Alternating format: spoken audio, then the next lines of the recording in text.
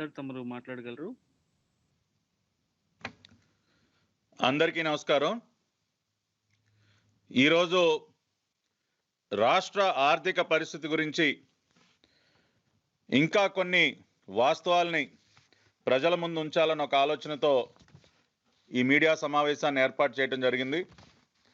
ఈ మధ్యనే ఆగస్టు నెలకు సంబంధించి కూడా రాష్ట్ర ఆర్థిక పరిస్థితులపై సిఏజీ నివేదిక కూడా బయటకు రావటం జరిగింది. ఆ నివేదికలో ఉన్నటువంటి అంశాలు కూడా మనం అనేక పత్రికల్లో అదేవిధంగా మీడియా ఛానల్స్లో కూడా మనం వింటూ ఉన్నాం, చూస్తూ ఉన్నాం.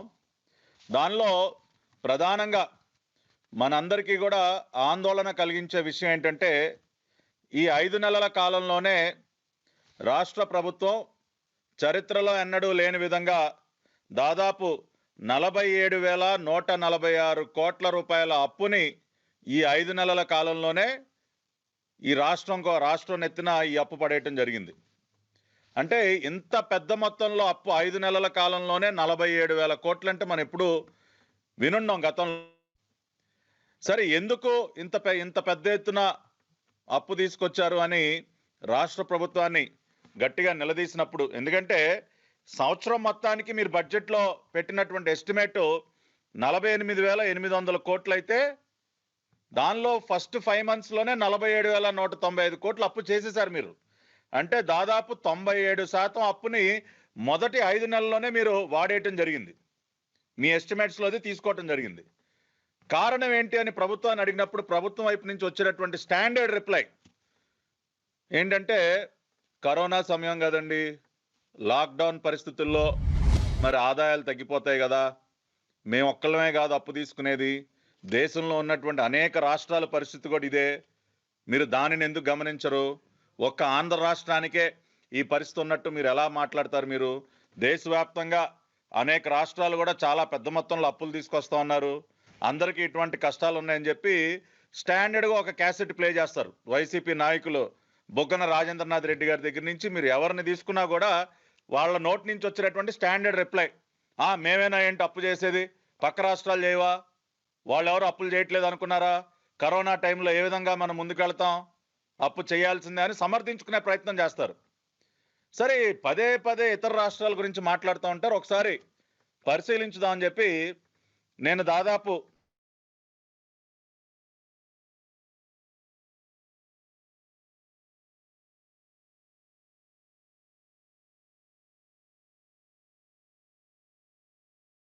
నివేదికలో నేను స్టడీ చేయటం జరిగింది. దానిలో స్టడీ చేస్తే చాలా ఆశ్చర్యకరమైనటువంటి విషయాలు బయటపడ్డాయి. అంటే వీళ్ళు ఏదైతే పదే పదే ఇతర రాష్ట్రాలు అంటూ ఉంటారు కదండి, ఆ ఇతర రాష్ట్రాల నివేదికలు అన్నీ కూడా ఈ రోజున నా చేతిలో ఉన్నాయి. ఆంధ్రప్రదేశ్ కాకుండా CAG report of Tamil Nadu, CAG report of Telangana, CAG report of Karnataka, CAG report of Kerala, అదేవిధంగా మధ్యప్రదేశ్,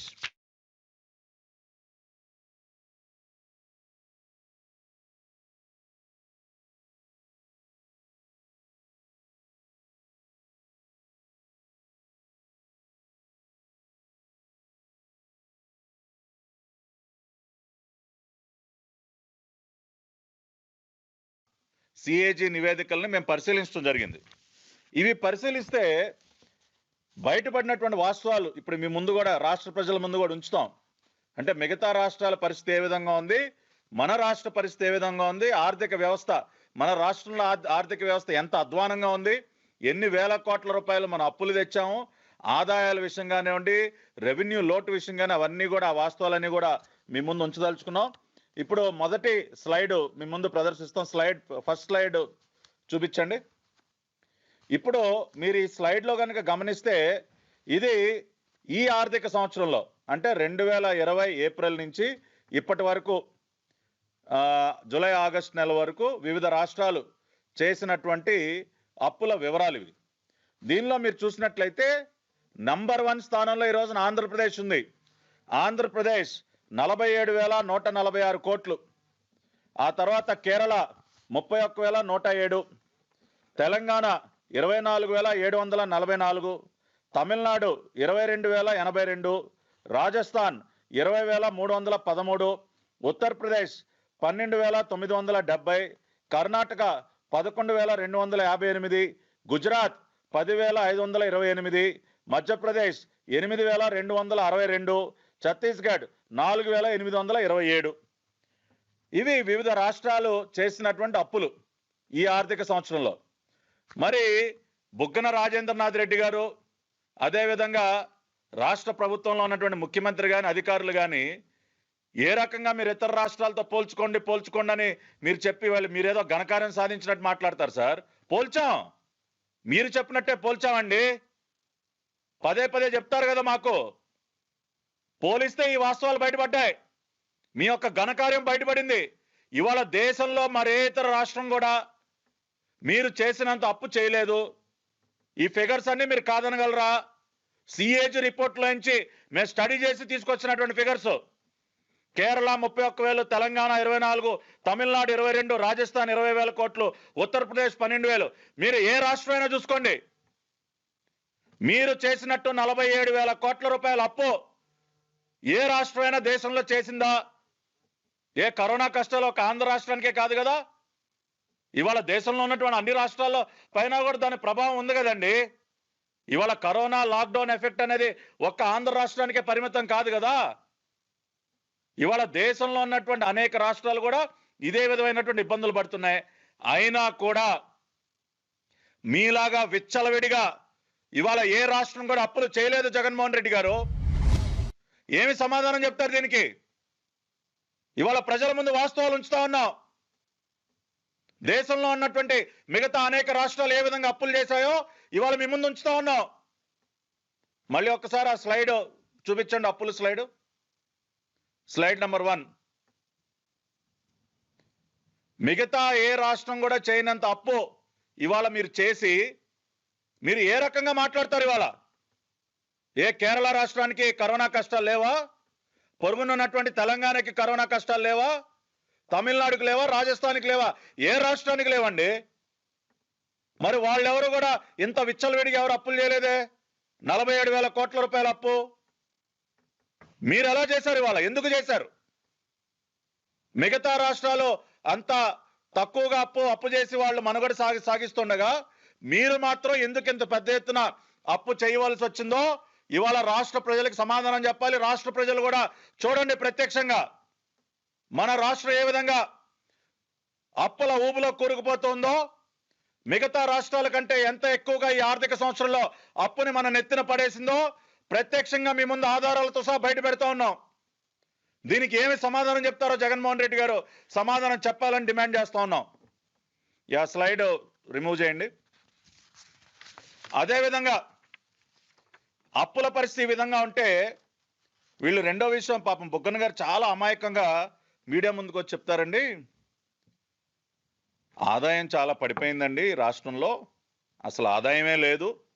మరి ఆదాయం పడిపోయినప్పుడు అప్పులు తీసుకురావాలి కదండి, మరి ఆదాయం తగ్గిపోతే మేము మాత్రం ఏం చేస్తామండి, అప్పు తేవాలి కదా అని చాలా అమాయకంగా చాలా చక్కగా చెప్తారండి బుగ్గన గారు. సరే, ఆ విషయాన్ని కూడా పరిశీలించాం. అసలు మన ఆదాయం ఈ ఆర్థిక సంవత్సరంలో ఎంత తగ్గింది, మిగతా రాష్ట్రాల యొక్క ఆదాయాలు కూడా ఏ విధంగా తగ్గాయో కూడా చూసాం బుగ్గన గారు. ఇదిగో ఈ నివేదికలన్నీ చేతిలో పట్టుకుని ప్రతి ఒక్క అంశాన్ని స్టడీ చేసాం సార్. ఎందుకంటే మీరు మాయ మాటలు చెప్పడంలో సిద్ధహస్తులు కదా, ప్రజల్ని మోసం చేయడంలో మీకు మీరే నంబర్ 1. కాబట్టి అన్ని చాలా లోతుగా పరిశీలించి చేతిలో ఆధారాలు పట్టుకునే మాట్లాడుతూ ఉన్నాం ఈ రోజున. ఇప్పుడు ఆదాయాలు ఏ రకంగా తగ్గాయో కూడా ఒకసారి చూద్దాం. ఆ స్లైడ్, సెకండ్ స్లైడ్ స్క్రీన్ మీద ప్రదర్శించండి. ఇది ఇప్పుడు రాష్ట్ర ప్రజలందరూ ఈ వివరాలు కూడా చూడాలి. ఈ స్లైడ్లో ఈ ఆర్థిక సంవత్సరంలో వివిధ రాష్ట్రాల యొక్క ఆదాయం ఎంత మేరకు తగ్గింది అన్న పర్సంటేజ్ మీ ముందు ప్రదర్శిస్తున్నాం.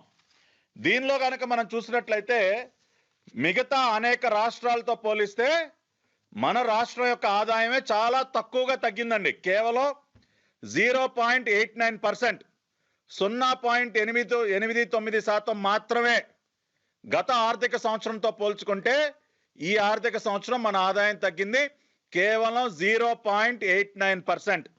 అదే మనం ఇతర రాష్ట్రాల పరిస్థితి కనుక మనం చూసినట్లయితే గత సంవత్సరంతో పోల్చుకుంటే ఈ సంవత్సరం ఛత్తీస్గఢ్ ఆదాయం 1.96% తగ్గింది, రాజస్థాన్ 5.88% తగ్గింది, గుజరాత్ 6.4% తగ్గింది, తమిళనాడు 6.57% తగ్గింది, కేరళ 6.75% తగ్గింది, ఉత్తరప్రదేశ్ 6.85% తగ్గింది, కర్ణాటక 7.94% తగ్గింది, పొరుగునున్నటువంటి తెలంగాణ 12.13% ఆదాయం తగ్గింది.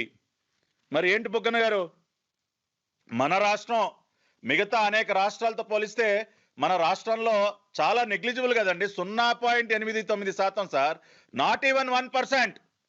మిగతా రాష్ట్రాలన్నీ కూడా 5%, 6%, 7%, 12% వరకు ఆదాయం తగ్గింది. కానీ ఆంధ్రప్రదేశ్ ఆదాయం మాత్రం కరోనా కాలంలో ఈ ఆర్థిక సంవత్సరంలో ఏమాత్రం కూడా తగ్గలేదు కదా సార్.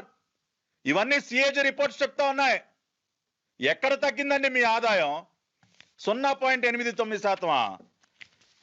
ఆగస్టు 2020 సిఏజీ నివేదిక మనం చూసినట్లయితే ఈ ఆర్థిక సంవత్సరంలో ఇప్పటి వరకు 37,470 కోట్ల రూపాయల ఆదాయం వచ్చింది సార్ మీకు.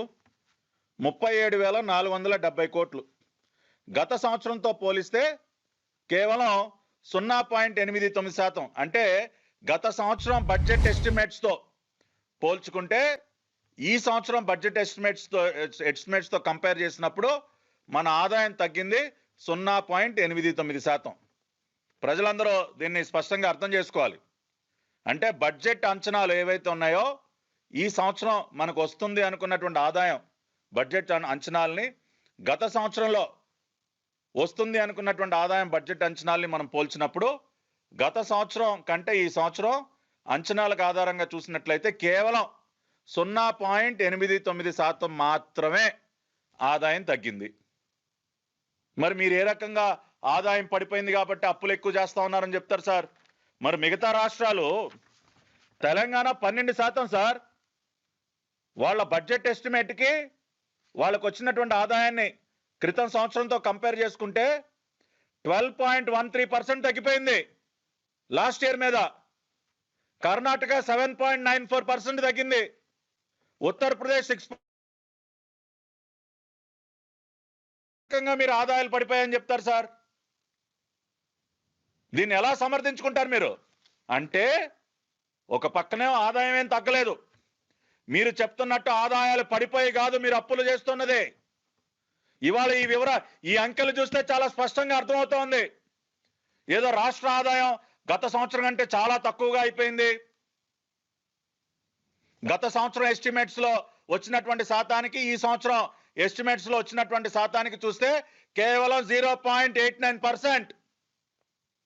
మీరు ఎట్లా సమర్థించుకుంటారు సార్? దీనికి ఏం సమాధానం చెప్తారు మీరు?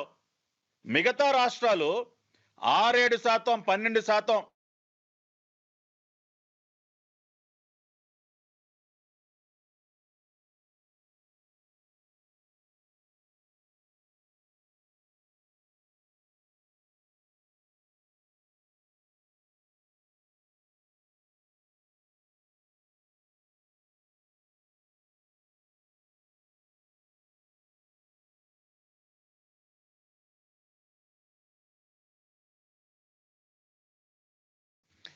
ఇప్పుడు మీకు ప్రదర్శించినటువంటి రాష్ట్రాల్లో అనేక రాష్ట్రాలు ఆగస్టు నెల వరకు ఫిగర్స్ తీసుకున్నాం.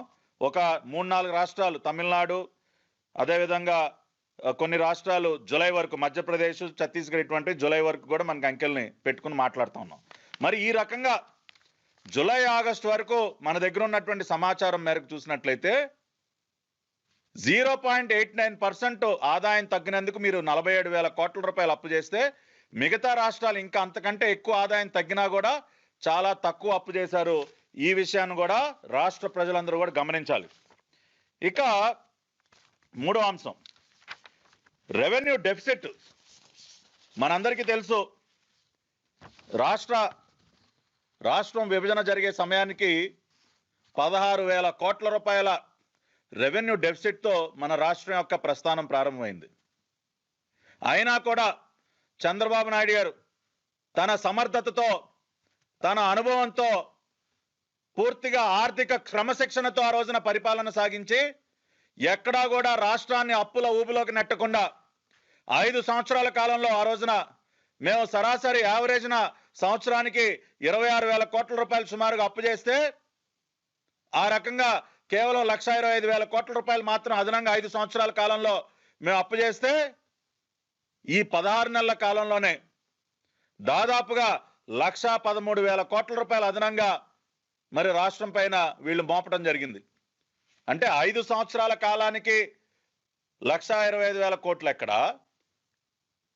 15-16 నెలల కాలానికే 1,10,000 కోట్లకు పైబడి ఎక్కడ సార్? ఏమన్నా పోలికుందా? అదేవిధంగా రెవెన్యూ డెఫిసిట్ చూసినా కూడా ఈ రోజున రెవెన్యూ డెఫిసిట్ ఒకసారి థర్డ్ స్లైడ్ ప్రదర్శించండి.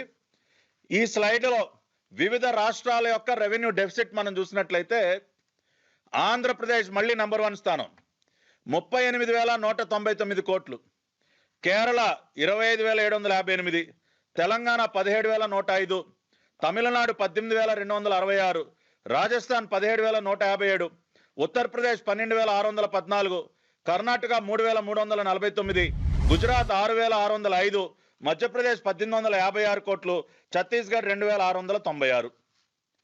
రెవెన్యూ డెఫిసిట్ లో కూడా నంబర్ 1లో ఉన్నాం. మేము ఆ రోజున 16,000 కోట్ల రూపాయల ఆర్థిక లోటుతో రాష్ట్రం యొక్క ప్రస్థానం విభజన తర్వాత ప్రారంభమైతే మేము అధికారం కోల్పోయే సమయానికి ఆ రెవెన్యూ లోటుని 16,000 నుంచి 13,800కి తగ్గించాం. మేము దాదాపు 2,200 కోట్ల రూపాయలు ఆర్థిక లోటును తగ్గించడం జరిగింది.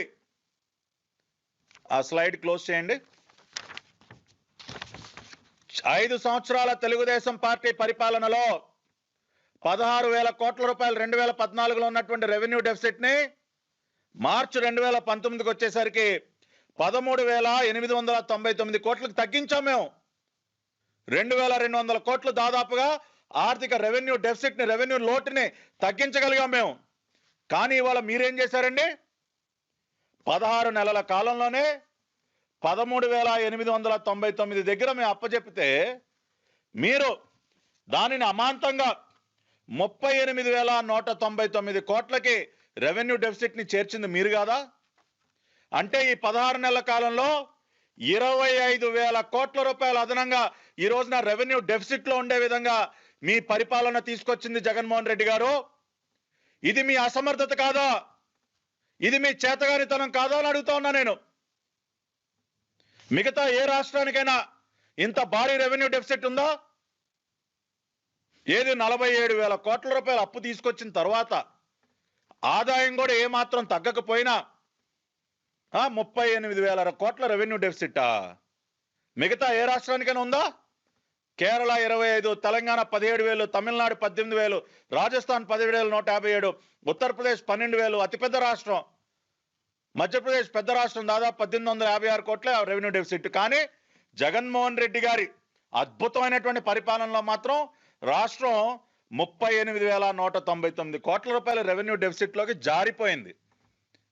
ఏది చంద్రబాబు నాయుడు గారు 13,800 దగ్గర అప్పచెప్పితే ఈయన గారు దాన్ని 38,000కి తీసుకెళ్లాడు సార్.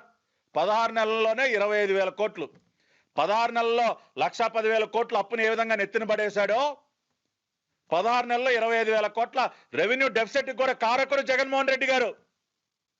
ఆర్థిక మంత్రి గారు ఏం సమాధానం చెప్తారు దీనికి? అదేవిధంగా వీళ్ళు పదే పదే చెప్పే మాట ఏంటంటే ఊత పదాలు సృష్టించినటువంటి వ్యాఖ్యలు చాలా ఎక్కువ కదండి. చేతిలో ఒక అబద్ధపు పత్రిక ఛానల్ ఉంది కదా, ఏది పడితే అది ప్రచారాలు. వీళ్ళ ఆదాయం అంతా కూడానంటండి గతంలో తెలుగుదేశం పార్టీ చేసినటువంటి అప్పుకి వడ్డీలు కట్టడానికే సరిపోదంట. ఇదొకటి బాగా అరిగిపోయిన గ్రామ్ ఫోన్ రికార్డ్ లాగా ప్లే చేస్తూ ఉంటారు. మీరు చేసిన అప్పుకి వడ్డీలు కట్టడానికి చాలట్లేదు, వడ్డీలకి అయిపోతా ఉంది మొత్తం అని చెప్పి. అది కూడా చూసాం సార్. దాన్ని కూడా ఇప్పుడు ప్రజలకు చెప్తాం.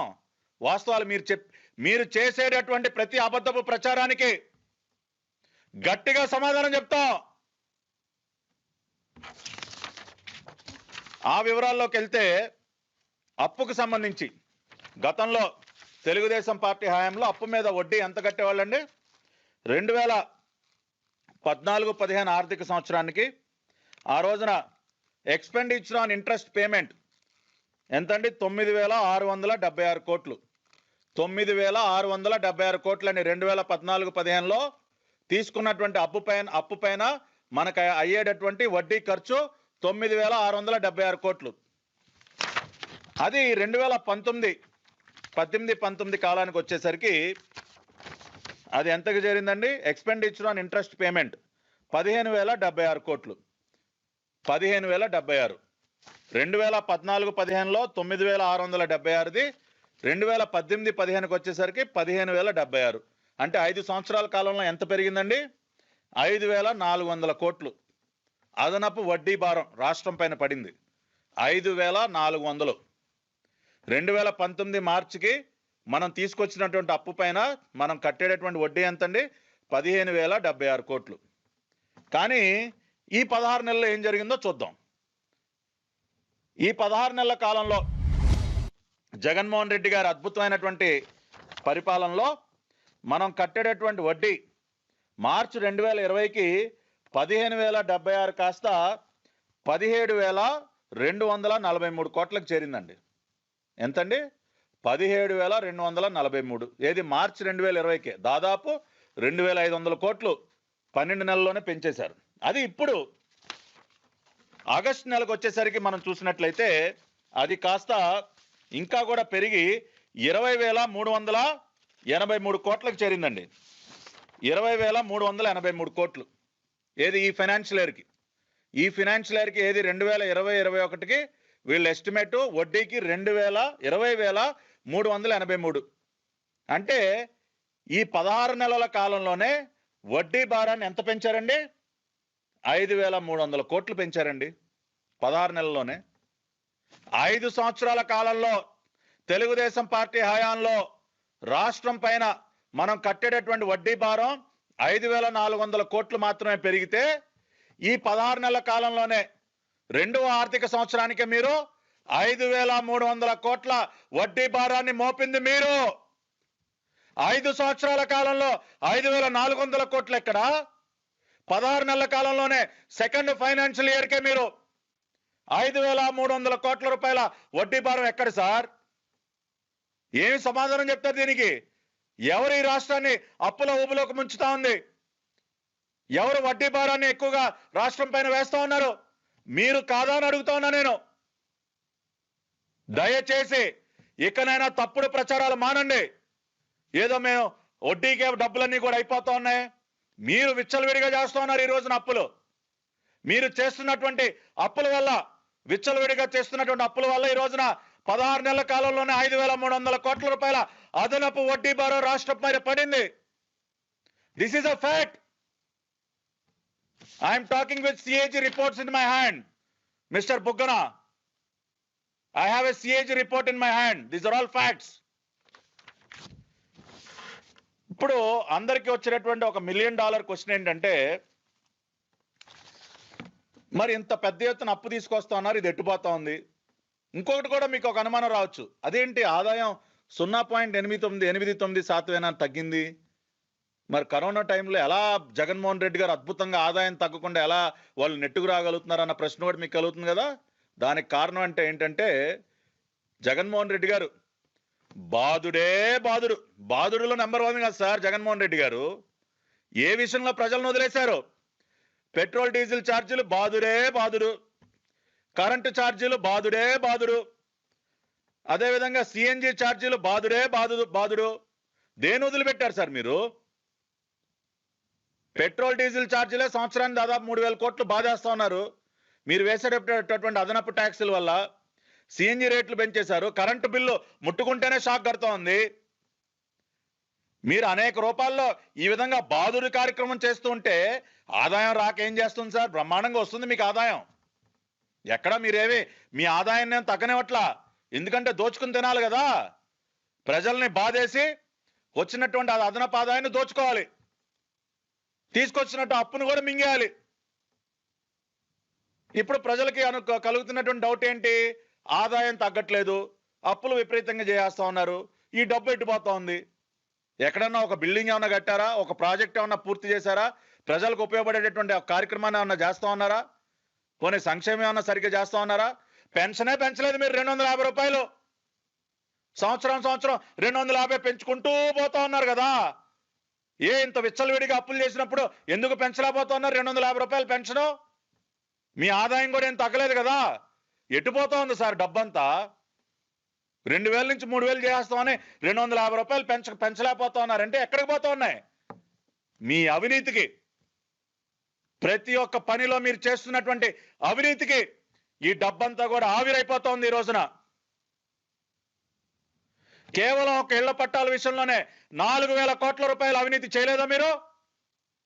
5 లక్షలకి 10 లక్షలకి భూమి తీసుకొని 60-70 లక్షలకి ప్రభుత్వానికి అంటగట్టలేదా? కాంపన్సేషన్ పేరుతో 1000 కోట్ల రూపాయలు మింగేలేదా మీరు? రంగులకే తగలేశారు కదండి 3000 కోట్ల పైగా. భవనాలకు రంగులు వేయడానికి ఒకసారి, అవి తీయటానికి ఒకసారి, ఇష్టానుసారం. దేనిలో లేదు అవినీతి? శాండ్, ల్యాండ్, వైన్, మైన్ దేన్ని వదలలేదు కదా సార్ మీరు. దేన్ని పట్టుకున్నా కూడా అవినీతే కదా. లిక్కర్లో ప్రజల చేత చీప్ లిక్కర్ తాగేస్తూ మీరు చేస్తున్నటువంటి అవినీతి ఏంటి? నాసిరకం బ్రాండ్లు తీసుకొచ్చి ఎంత పెద్ద ఎత్తున మేసేస్తా ఉన్నారు మీరు ఈ రోజున. ఈ రకంగా విచ్చలవిడిలుగా అప్పులు చేసి మీ ఖజానా నింపుకోవడం కోసమా మీరు అప్పులు చేస్తున్నది? మొన్నటికి మొన్న R&B టెండర్లో 6400 కోట్ల రూపాయలు మింగేయడానికి స్కెచ్ చేయలేదా మీరు? మేము ఆ స్కామ్ బయట పెట్టేసరికి రద్దు చేశారు. ఇవాళ మళ్ళీ రాయలసీమ ఎత్తిపోతల పథకంలో కూడా మళ్ళీ క్లాజులన్నీ కూడా మార్చేసి మళ్ళీ 1000 కోట్ల రూపాయలు మింగేయడానికి స్కెచ్. ప్రజలందరూ దయచేసి అర్థం చేసుకోండి. ఇవాళ వీళ్ళు తెస్తున్నటువంటి రూపాయి, అప్పు రూపంలో తెస్తున్నటువంటి రూపాయి అంతా కూడా జగన్మోహన్ రెడ్డి తాడేపల్లి ప్యాలెస్ ఖజానాన్ని నింపటానికే. ఈ 16 నెలల కాలంలో ఒక్క అభివృద్ధి కార్యక్రమాన్ని వీళ్ళు సక్రమంగా చేపట్టారా? ఒక్క బిల్డింగ్ అయినా కట్టారా? ఒక్క ప్రాజెక్టు పూర్తి చేశారా వీళ్ళు? దయచేసి ఆలోచించండి. పోనీ సంక్షేమం ఏమన్నా చేస్తా ఉన్నారా? పెన్షన్లు పెంచుతామని పెంచలేదు, లబ్ధిదారుల్లో కోత పెట్టారు, రైతు భరోసా పథకం పేరుతో రైతుల్ని మోసం చేశారు, డ్వాక్రా మహిళల్ని మోసం చేశారు. ప్రతి ఒక్కటి మోసం, దగ. వీళ్ళ ఆర్థిక వ్యవస్థ గురించి ఏదో చాలా మేము కాబట్టి ఏదో ఈదుకుంటూ వస్తున్నా. మీరు మింగేయటానికి వాళ్ళ ఈ స్కెచ్ అంతా. ప్రత్యేక హోదా తీసుకురావడానికి మాత్రం మీకు ఎక్కడ నోట్లోంచి మాట రాదు, మీ చేతులు రావు. అప్పులు దాటం కోసం మాత్రం బాగా పనిచేస్తారు. ప్రత్యేక హోదా మాత్రం గుర్తురాదు మీకు. ఆ రోజున జగన్మోహన్ రెడ్డి గారు అబ్బా ఎంత గొప్ప ఉపన్యాసాలండి. ప్రత్యేక హోదా వస్తే రాష్ట్రంలో ఉన్నటువంటి కష్టాలన్నీ తీరిపోతాయి, అసలు రాష్ట్రం పరుగులు పెడుతుంది ప్రత్యేక హోదాతో, చాలా కబుర్లు చెప్పారు కదండి. ఇవాళ సిగ్గు లేకుండా చేతులు ఎత్తేసి వాళ్ళ ప్రత్యేక హోదా అంశాన్ని అటకెక్కించి రాష్ట్రాన్ని అప్పులు ఊపులో కురుస్తారా? బొగ్గన గారు మీరు 2-3 నెలల నుంచి ఎవరికి కనపడకుండా తిరుగుతూ ఉన్నారు. దాక్కుని తప్పించుకుని తిరుగుతూ ఉన్నారు మీరు. రండి, ఇంకా ఈ దాగుడు మూతలు చాలు. ఈ దాగుడు మూతలు కట్టిపెట్టి ఇంక రండి, బయటికి రండి. మీరు నేనేమో దొంగ పోలీసు ఆటలాగుంది ఇది. నేనేమో పోలీసు అవతారంలో, మీరేమో దొంగ అవతారంలో. ప్రతిసారి రావటం, మిమ్మల్ని పట్టుకోవటం, దొంగ దొరికాడని మిమ్మల్ని ప్రజల ముందు నుంచోవటం, మీరేమో మాయమైపోవటం. ఇంకా ఈ దొంగ పోలీసు ఆట చాలండి, ఇంక రండి. ఇంకొచ్చి మీడియా ముందుకు వచ్చి సమాధానం చెప్పండి. ఇప్పుడు ఇవాళ మేమేమైతే గణాంకాలతో సహా ప్రజల ముందు బయట పెట్టాం, మేము దేశంలో మరే ఇతర రాష్ట్రం చేయనంత అప్పు ఈ ఆర్థిక సంవత్సరంలో మీరు చేశారా లేదా? దేశంలో మరే ఇతర రాష్ట్రానికి కూడా తగ్గనంత ఆదాయం, కేవలం 0.89% మాత్రమే మీ ఆదాయం తగ్గింది మీ ఎస్టిమేట్స్ ప్రకారం. మిగతా రాష్ట్రాలన్నిటికి కూడా 5%, 6%, 7%, 12% తగ్గితే కేవలం ఆంధ్రప్రదేశ్ 0.89%. మీ ఆదాయం ఏం తగ్గలేదు. ప్రజలపైన బాధేస్తా ఉన్నారు కదా రోజు రోజుకి. ప్రజల్ని బానే నింపుతున్నారు ఖజానాని, ఆదాయం తగ్గకుండా. రెండో పక్కన రెవెన్యూ లోటు, దాదాపు 38,000 రెవెన్యూ లోటు. 13,800 దగ్గర అప్పచెప్పాము ఈ రాష్ట్రాన్ని. ఏం చేశారు మీరు ఈ 15 నెలల కాలంలో? 25,000 కోట్లు అదనపు రెవెన్యూ లోటుని రాష్ట్రం పైన మోపిన మాట వాస్తవం కాదని అడుగుతా ఉన్నా నేను. వడ్డీ చెల్లింపులు కూడా వాస్తవాలు చెప్పాము ఈ రోజున. 5 సంవత్సరాల కాలంలో కేవలం 5,400 కోట్ల రూపాయలు మాత్రమే అదనంగా వడ్డీ భారం పడే విధంగా ఆర్థిక క్రమశిక్షణతో చంద్రబాబు నాయుడు గారు పరిపాలన చేస్తే, ఈ 16 నెలల కాలంలో రెండవ ఆర్థిక సంవత్సరానికే 5,300 కోట్ల రూపాయల ఆర్థిక భారాన్ని వడ్డీల రూపంలో మీరు రాష్ట్రం పైన మోపలేదో? We want answers to these questions. Mister Buggana, ధైర్యంగా రండి, మీడియా ముందుకు వచ్చి ఇప్పుడు సమాధానాలు చెప్పండి. ప్రజలు కూడా అర్థం చేసుకోండి, ఏ రకంగా తమ అవినీతి కార్యక్రమాలను ముందుకు తీసుకెళ్లడం కోసం, తమ సొంత ఖజానాల్ని నింపుకోవడం కోసం రాష్ట్రాన్ని ఏ రకంగా అంధకారంలోకి నెడతా ఉన్నారో, అప్పుల ఊబులోకి నెడతా ఉన్నారో మీరు అర్థం చేసుకోండి. వైసీపీ నాయకులు చెప్పేటటువంటి అబద్ధపు ప్రచారాలు నమ్మబాకండి. ఏదో మిగతా అన్ని రాష్ట్రాలు చేస్తా ఉన్నాయి, మాకు ఆదాయం చాలా తగ్గిపోయింది, ఇటువంటి అబద్ధాలని దయచేసి నమ్మబాకండి. రాష్ట్ర ప్రజలందరూ ఇవాళ మేము చెప్పినటువంటి వాస్తవాలని, నిజాలను అర్థం చేసుకునైనా వాళ్ళ అబద్ధపు ప్రచారాలను నమ్మకుండా వాస్తవాలని తెలుసుకుని ప్రజలందరూ కూడా ఈ ప్రభుత్వాన్ని నిలదీయాలని చెప్పి ఈ రోజున ఈ ప్రెస్ మీట్ ద్వారా కోరుకుంటూ మీ అందరి దగ్గర కూడా సెలవు తీసుకుంటూ ఉన్నా.